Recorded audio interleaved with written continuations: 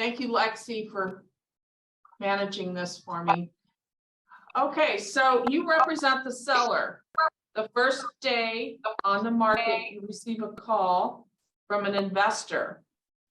They ask you to submit an offer for an amount and to ask the seller if they would accept that amount. Your seller stated absolutely not. Are you obligated to submit and write an offer for the investor? Can I? Yep. Actually, you're not obligated to write the offer unless you have a buyer's agency with them. You did your due diligence by relating what the investor was willing to write.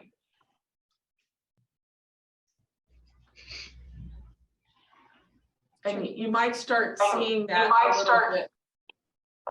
a little more too, where investors are jump back into the market.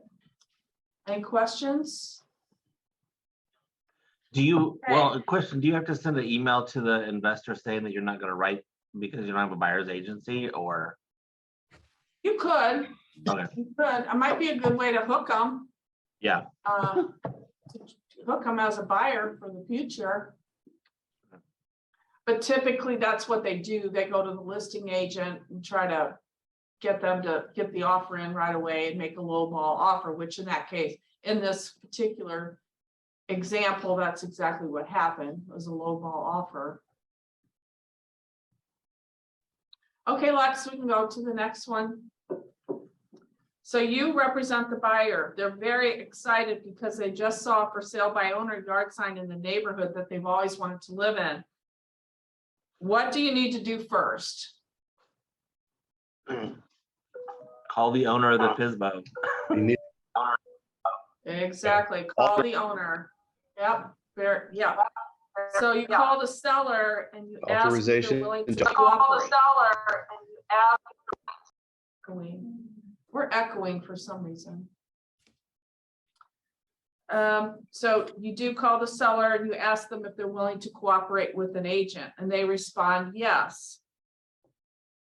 Next, you would ask, hey, do you need representation? In other words, you're going to try to land listing, right? You'd like to represent both and be a dual agent. But what if they say, no, we don't need any representation. We've sold lots of houses. We don't need you to list it. What form would you need to use so that you can show the property? Authorization to show.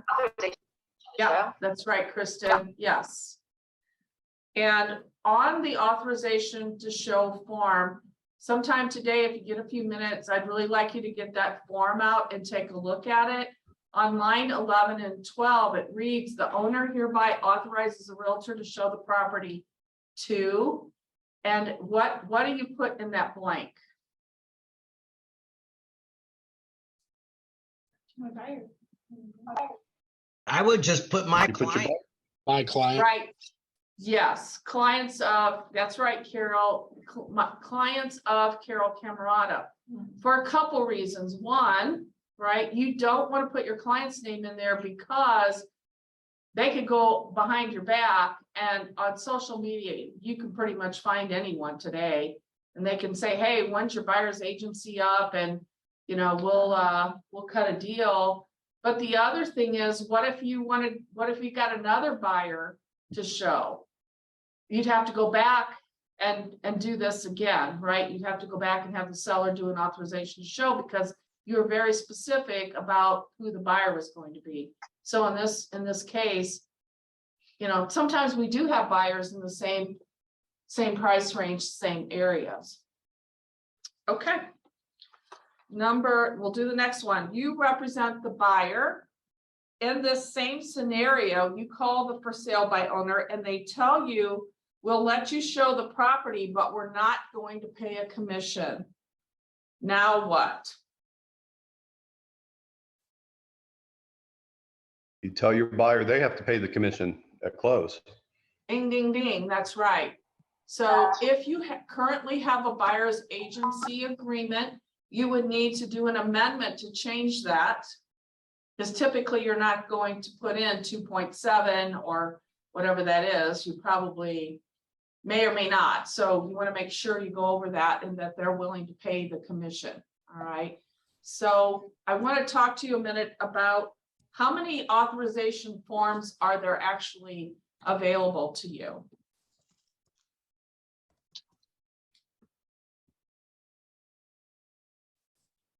Anybody? There's just one that I'm aware of. Okay, there's actually two, Everett, and that's why I wanted to talk to you about it today. Because when Lexi audits the files and we don't have a listing and she sees that authorization to show, there's actually two. There's one when you're a buyer's agent, and there's one that's for a transaction broker, and they look very similar. So I wanted to point that out to you today, that if that happens, make sure that you use the correct form. Because if you're a buyer's agent and you happen to use the transaction broker authorization to show, it's going to require some additional paperwork. And it's kind of embarrassing to go back and say, I used the wrong form, sorry. Okay. All right. The next one, you represent the seller. You have an accepted offer. And this actually happened. The buyer's agent calls and says, I'm not sending over the inspection notice until your seller signs an amendment that they will make all the electrical repairs. The buyer's agent's very nice and seems legit and tells you that the costs won't be that much. What do you think about that? Let the time run out and No. it's waived. I'm going to tell you why I wouldn't do it. One is, if any of the repairs are listed on an amendment, the lender is going to require it be fixed. And it's not, once your seller signs that, then it's not negotiable anymore because it's not on an inspection notice. You've agreed to do it, right? And what if the cost is way more expensive than what the agent told you? And third, what happens if the buyer's agent refuses to send the inspection notice and they miss the deadline? Now what? They've waived their They're closed. inspection notice. That's right. That's right. So they would buy the house without having anything fixed. But I thought that was a unique strategy for that buyer's agent to try to hold that against us. But, you know, what we thought we knew about the electric, you don't really know until you get an electrician in there what kind of expense it's going to be. So I would never agree to that on an amendment. Okay. Okay, next one, you represent the buyer. The buyer uses a company vehicle and they are required to take the vehicle to the residence every day. The vehicle has signage of the company they work at, and they want to be assured there won't be any issues with the neighborhood. What form should you use? The review. Subdivision. That's right. That's right. So it's the review of indentures and restrictive covenants rider. And how many days does the buyer have to notify the seller or the listing broker that they will not complete the purchase because they have of their objection? How many days do they have? Is it 14? Close. It's 15. 10. 10. Huh. So in the market that we had in the early 2000s, and it was a buyer's market, that form was used regularly as kind of a contingency, because they read through it and they say, oh, I don't like this or that. I don't want it. They don't even have to have an inspection. So back in the day, this form was used a lot. But who is responsible for acquiring the indentures and covenants bylaws? Who's responsible? The buyer? The buyer. That's right. It's not the same as a condo or townhome. Okay, where a condo or townhome that's on the seller, this particular, on a residential neighborhood, it's on the buyer. Well, can I ask a question? In the city, how would you get that? Well, I'm gonna say for like my subdivision, where all of our indentures are online for free, but some areas make you pay money to get a copy. And you don't necessarily want the seller to give you a copy, because what if there were changes made to it? Right. We have that once in a while. There'll be an addendum or something come out, some other regulation that they don't allow. So never really, it's kind of the same way with a condo. You don't want to use one that's been out there for a while. So every year we write a check to a management company, and that seller should be able to say, hey, here's where you can get it. I don't know how many people have it online, but I understand that with the subdivisions in the county. But in the city, you can't park. it's probably difficult. I don't know how you would do it. Mhm. I don't know, how many areas in the city do you think they actually have indentures? Oh, I have no idea, if any. You'd Yeah. have to look at the code, how it's zoned, Right. Mhm. and that's all you could do. You could go to the building division. Yeah, I mean, and the contract says that it's the responsibility of the buyer, but I can see you as a buyer's agent having to get involved and help, right? But it's a good question, Larry. I don't know about the city, truthfully, I don't. Mhm, mhm. Okay, the next one, you represent the buyer. The property is contingent upon financing. The appraisal just came in for $20,000 less than the accepted offer. How many days do you have to notify the seller or the listing agent? I Once think you have it in your hand, how many days do you have to I think it's notify 2 them that it days, didn't if I'm not appraise? mistaken. 7. No, 10. I think it's 2. It's 2, that's right. Mhm. And then how many days does the seller have to notify the buyer of their intentions?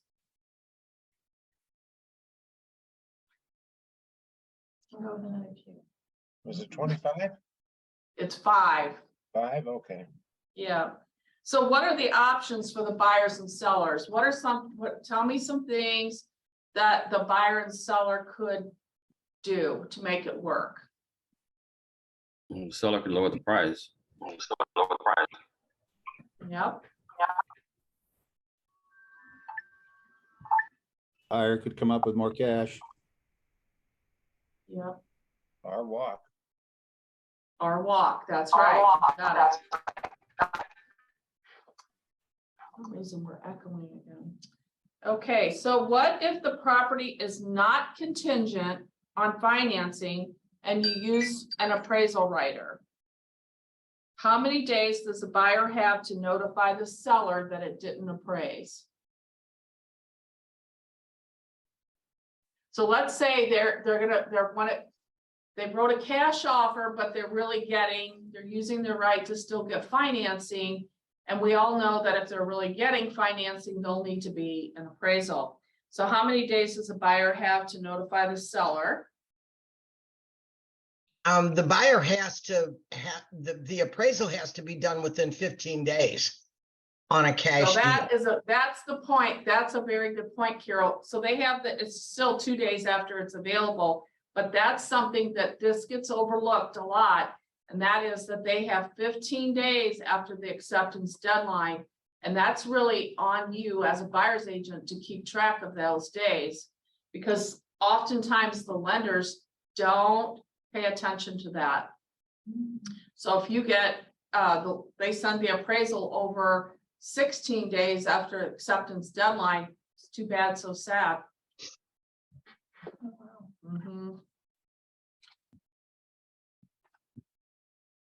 Okay, we'll move on. You represent the seller. They live out of town and travel a lot. What form would be best to have the seller sign, giving you authorization to discuss their current mortgage? Authorization to release information. Yes, that's right. So if they're out of town and you need to talk to the lender about payoff information or any of those things, sometimes they don't, maybe they had a second, they forgot to tell you about it. This would give you permission where the lender would be willing to talk to you about any issues. So that's right. So you don't need that if they're not out of town? This used to be a form we used all the time. Do you remember that, Larry? Yeah, for short sales. Did it all the time, and at some point, we just kind of didn't use it anymore. But I personally would use it because if you can't get a hold of them and you need to talk to their lender about something. Mhm. Okay, It's this only about next that slide, Particular loan, so it's not a blanket form. so this next slide, you all might want to write this down. I'm going to give you some a website and a phone number to talk to you about this. So you represent the buyer, a VA buyer, and they want to purchase a condo or a townhome. What website could you go to look it up to see if the development is VA approved? So Lexi, go ahead and click. If you guys want to write this down, it's lgy.va.gov.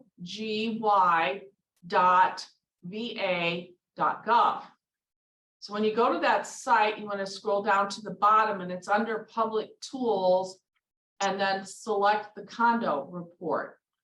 You'll enter in the development name and it'll say it's approved or not. And the reason this came up, this was Everett. He has a VA buyer, and if the development isn't approved, we called this number, this 877 number, and the guy answered the phone and he was very helpful.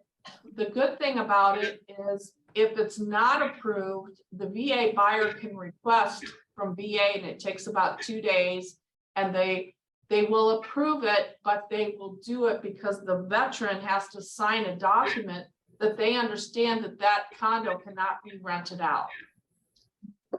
It's extra security for the veteran that they're made aware that it can't, that particular development at that time won't allow them to rent. So because veterans sometimes are moving around a lot and they don't want them getting stuck with the property moving away and they can't rent it out. So it's just about knowledge. And obviously it's still, the VA has to approve the actual loan, but this is preliminary knowing about the actual development. Yes, thank you. Okay, anybody have questions about that? That's information that the listing agent should also be able to provide. There's a place under financing when you list a property to determine if it's eligible for FHA or VA financing.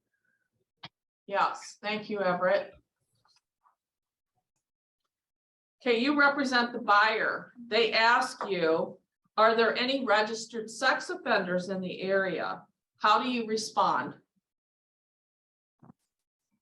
You probably wouldn't say yes or no. There's a website they can go to do that, to pull up that information.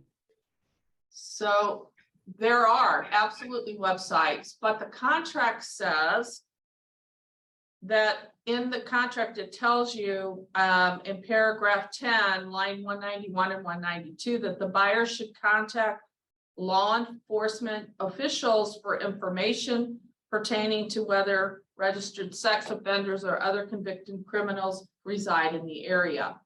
So, and you don't do that for them. They need to do it. And there are websites, but the contract is really protecting you as an agent not to provide any information. So now, if you go to one of those websites, it'll also tell you that if there's a registered sex offender that works in a store or a restaurant or something too. So It actually just came up the other day. I had somebody call me about it and I thought, I think I've covered this before, but it's probably good to go over it again. Not, according to the contract, you don't tell them about websites and things. I mean, we know about it, but we're not supposed to do that. What would you say if they ask you, is this a safe area to live in? So I do the same thing. Call, I don't know. Tell them to do their research, Yeah. because then we could be considered as steering. Mhm. Well, and here's something to be aware of. Most people know that registered sex offenders can't reside in a home that's within a certain amount of feet from a school. And you might get approached, a buyer might say, oh, well, this house is close enough to the school that there can't be a registered sex offender live here. Don't get involved in all that. Just call your local, call the law enforcement office. Okay, we'll go to the next one. You have a buyer's agency agreement with the client that expires in a year. At first, you show them a lot of homes. After a few months, they ghost you. About 6 months later, you discovered they purchased a home from another agent. Now what? No, it's not legal. It depends on the date that you signed it and what the agreement was. So let's say it's still within your 1 year buyer's agency contract. You still have an agency contract. So the reason I want to talk to you about this, and because I've been to the board about that. So your job, as buyer's agent, you have to have proof that you were keeping in contact with them. That's why it's important to use your phone, your cell phone, so that you have records, right? You've got them set up in MLS. You've called them, you've emailed them. Anybody have any other suggestions on keeping in touch with your buyers?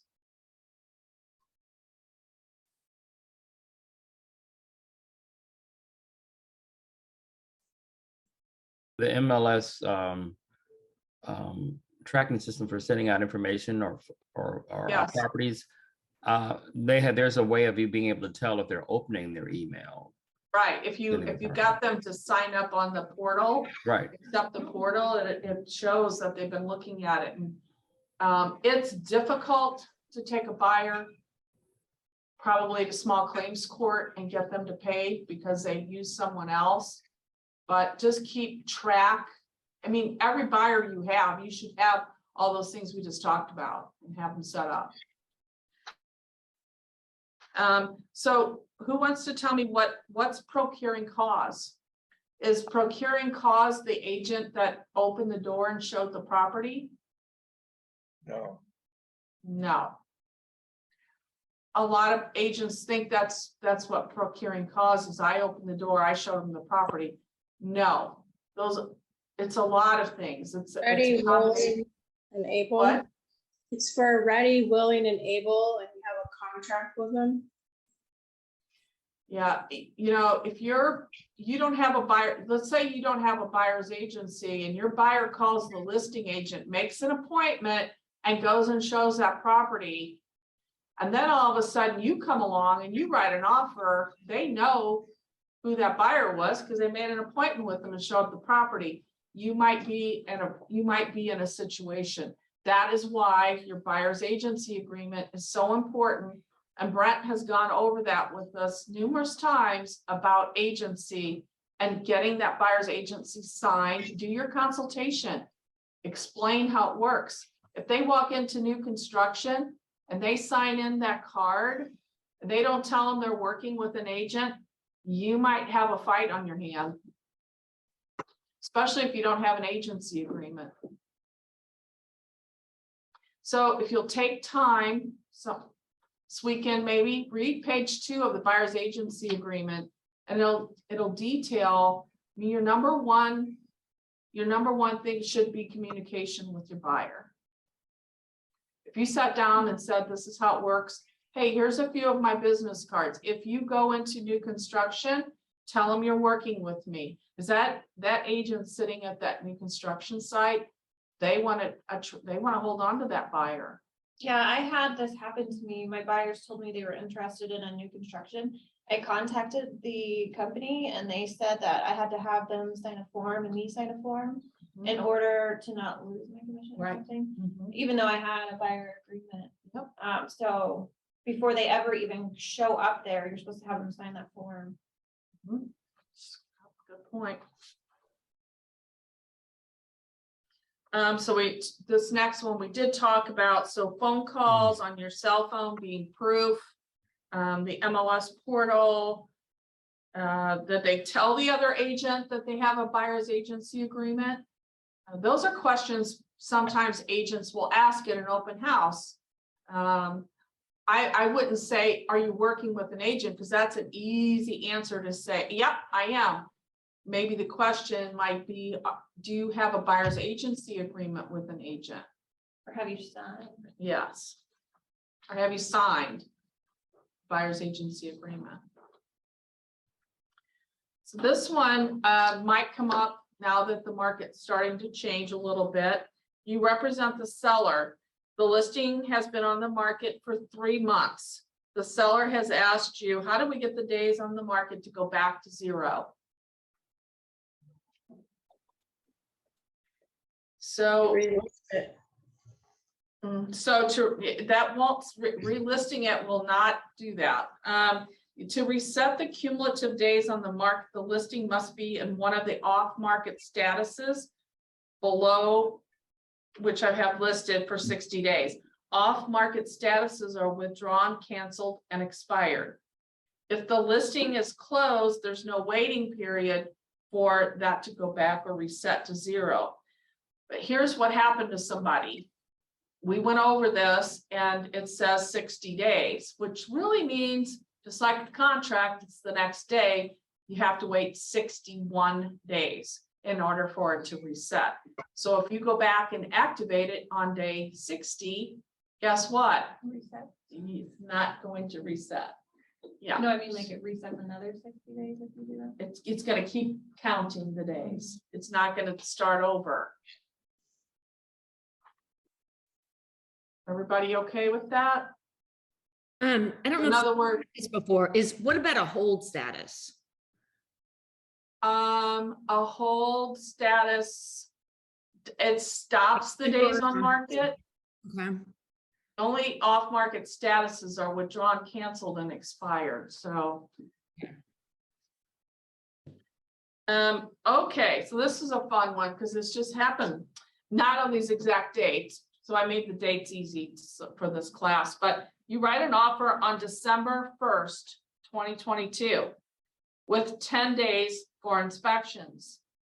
The offer is to be accepted by the seller by 3 p.m. of December 3rd. The seller accepts the offer on December 2nd at 5. When is the inspection deadline? How much fun. The 13th. 10 days after the 3rd. Mm-hmm. You're right, Larry. So we had somebody arguing that we missed our deadline, and because the seller had signed it the day before, and we're starting to see where the buyers are giving the sellers a little more time. It's not one of those 6-hour hurry up and sign this kind of thing. So this actually happened. So it doesn't matter when they accept it, it's when. The contract acceptance deadline date. That's right. Okay, so the next one, you represent the buyer. Your buyer insisted on using an online lender. It's Friday at 3 p.m. and the lenders told you that they would send over a loan commitment. You've been calling the lender and now it's 5 p.m. This is the date. This is your drop dead date. So now what do? You can't get a hold of the lender because they went home at 5 o'clock. And you're sitting there with your financing contingency deadline date. There's a couple things you could do. Who wants to answer? You need to get a loan contingency extension. That's one, you're right. Mhm. So you would send over an amendment, but what if the seller doesn't sign it? So you have to have another backup plan for that. Anybody? Well, if the seller doesn't sign it, number one, you're still obligated under the contract Right. because you didn't submit a loan denial letter. So if you're going to send that amendment over, you need to send a notarized affidavit along with it that you've done all you could do to try and get your loan commitment, but haven't heard anything from the lender. So I would, that's right, Kathy. There's three things that I would be sending. And I wouldn't put my buyer, I wouldn't put them in that position. That's compromising. So the seller or the listing broker, by providing a notarized affidavit that the buyer has complied with all the terms of the financing paragraph, and despite a request made to the lender, the buyer was unable to obtain written notice from the lender. It has to be notarized. So now it's 5 o'clock on Friday. Hopefully, you know someplace that you can get notarized. There are notaries that are mobile. You can expect to pay about $100 for that. But when you do that, I would send the amendment extending the time period, a mutual lease, and so let them have a choice. Do you want to give me an extension or we're going to walk? Because we don't have a loan commitment. A few years ago, I had an agent who was very experienced, sent over the amendment and didn't take these next two steps. Thought that the seller, because the agent told him, my seller will sign it. Don't worry, don't worry. You better worry, because guess what? The seller didn't sign it, and the next day, our buyer was in a cash contract.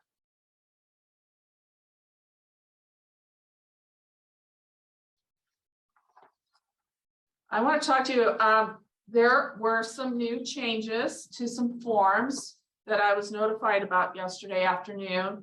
There were some changes made to the appraisal writer, which is number 2046.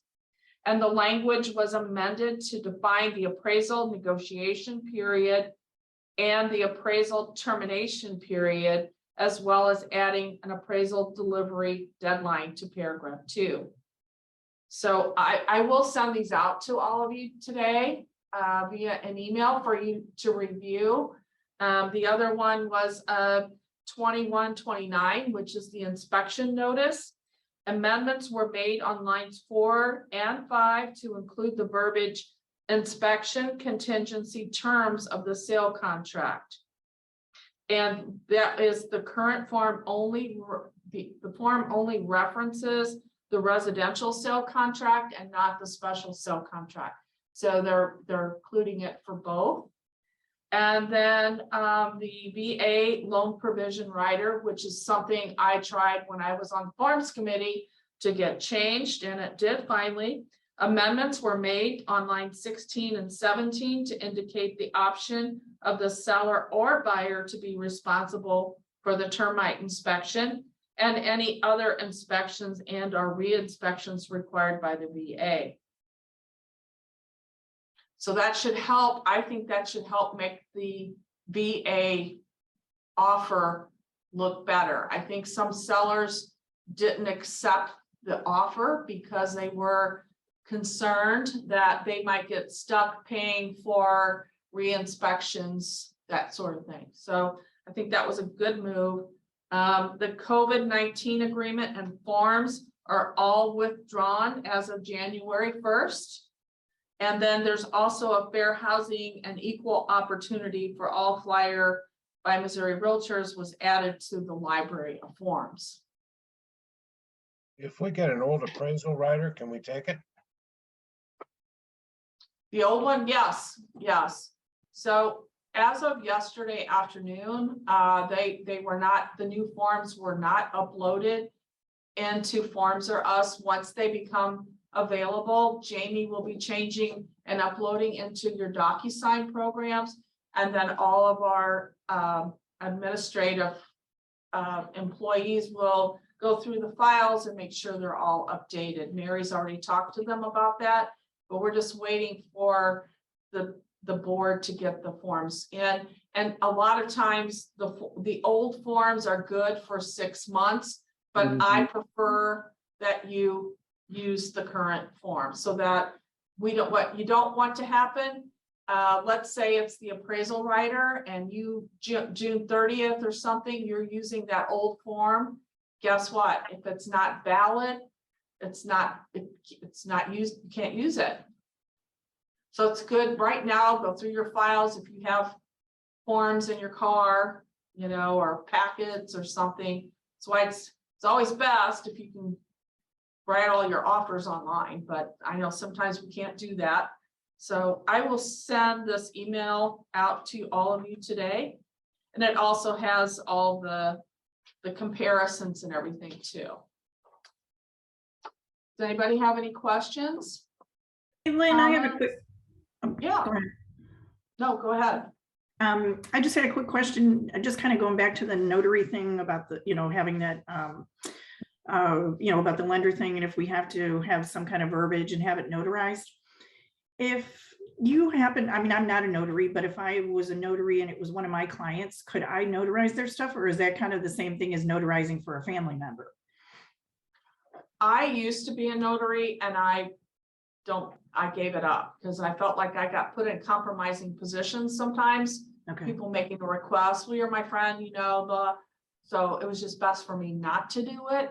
I think that, what if the seller gets ticked off and thinks that, you just didn't want the house anymore. You were trying to get out of it. It might not look good. That's a great point. Okay. Thank you. I don't know. Anybody else on here, a notary? Kathy, are you? I used to be, but it was the same thing, I gave mine up. Yeah, there's some big fines involved, for making a mistake and. I don't think you're allowed to notarize anything that you're doing. Mm-hmm. Mary, are you, Well, what is your opinion about that? I think anytime you have a conflict, you should think twice because it can always come back to bite you. It's how they're going to spin it. You won't really know until you're in the situation, right? But just an easy fix to not do it if you're. I think if you're out and about and you know someone who's a notary, put them in your phone as a notary. Because I'm going to tell you that has happened to me several times on Friday night where agents calling saying, I can't get a commitment from the lender. Now, what am I going to do? And it's 7 o'clock at night. Well, your only option then is what we talked about and try to find a notary. And Kristen, again, it's Kristen's a like notary. $100. Yeah. Who is? Kristen is a notary. Okay. And Gina. Yeah. Yeah, Gina's a notary too. Yeah, and most banks have notaries in them, and UPS stores have notaries in them. Oh, that's a good one to know. Yeah. But it's Friday night at 7 o'clock. UPS is still open. I was gonna say that's probably good the to know. only place you could find open. Oh, that's good to know, Carol. Didn't know that. Way to be, Carol. Way to be. Tip of the day. Always a team player. Tip of the week. Hey, I was just, I think most of you met Katie Haney that was down at the park office at our Thanksgiving holiday thing. But anyway, she was just calling, we're going to post something in our private Facebook group for holiday gifts. She's giving discounts on it. The only reason I'm bringing it up is this is a good time to be thinking about, what you're going to do for those people who really helped your business grow. And she's kind of got some cool stuff. So I'll get that posted. Hopefully she'll get that to me today. I actually purchased some of the, this Carol turned me on to those, the cutting boards where they engrave their name and everything on it. Yeah. They're really awesome and they're made by veterans. The cool thing about her stuff is that, I think Kay has said this, when you put something like in the kitchen, they're going to use it a lot and see it a lot. And, that's a great thing because every time they are using that and use it, and all of her stuff is nice. So it's, but they'll think of you. Right. Yeah, Lynn, I think I got those cutting boards about 6-7 years ago. And I use one in my house and it's still Yeah. fantastic. And it's not huge, it's really nice. Yeah, they have different sizes of those cutting boards and that wood is just beautiful. And again, it's made by veterans, so it's, two-way street. You're helping other people out, so. And it's a good time of year to be thinking about, okay, who actually helped me with my business this year? Like who gave me referrals, who did whatever. And if you can make that list, it's a good time to make that list if you haven't, your top 10, your top 15, your top 25, whatever that is, so that when you're thinking about building your first quarter out, that you're doing different things with that group than you are overall. So it's just a good way to start thinking about what you're doing with those. Here's people. another thought. Charcuterie boards are like super popular right now. And if you get those cutting boards, that works for that as well. So. Mhm. I'm glad I got my volume working, Lynn. I had to turn my computer off, turn it back on and do all kinds of weird stuff. What happened? It wouldn't let me, it said it didn't recognize my microphone on my computer, which I didn't know what that meant. I think you had that happen a long time ago, didn't you? I don't know. I don't like technology stuff like that. Oh. It's good when it works, but. Yeah. Well, I want to say, I hope you all have a wonderful holiday season. In case I don't see you, hopefully I do, but wishing you all a very happy new year and all those other things. And if you want to work on your business plan for 2023, Brent's ready. He can do it one-on-one. He can do a Zoom call. I'm happy to help you in any way. Brent and I have a little project that we're working on in the next couple days that we'll be sharing with you. We hope it'll help you with your vision of what you want to see for 2023. All right. Thank you all for being here. We'll see you later. Bye. Thank you. Bye. Bye.